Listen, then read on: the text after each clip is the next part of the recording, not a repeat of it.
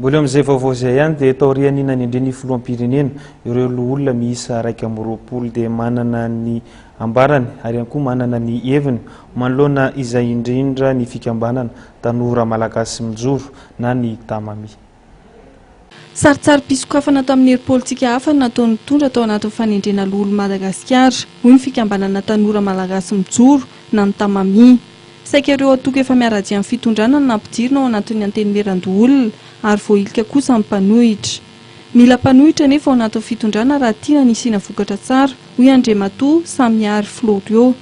Ary nanotra sosikevitra anaran'olona maromaro izay iverin'ny tamami fa tokony azo toerana ao anatin'ny gouvernemanta izy ireo. Filohan'ny Repoblika ne dia anisany betiteny zany hoe afisokafana afisokafana manahoana moa satria aminay anivon'ny tamami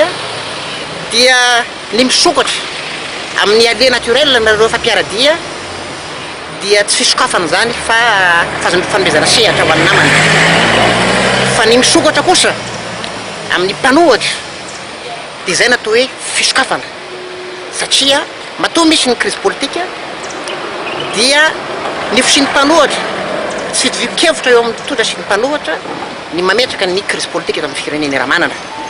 ka tsy ho lany fotoana tsika na ho lany andro amin'izay hoe fanenjehana sy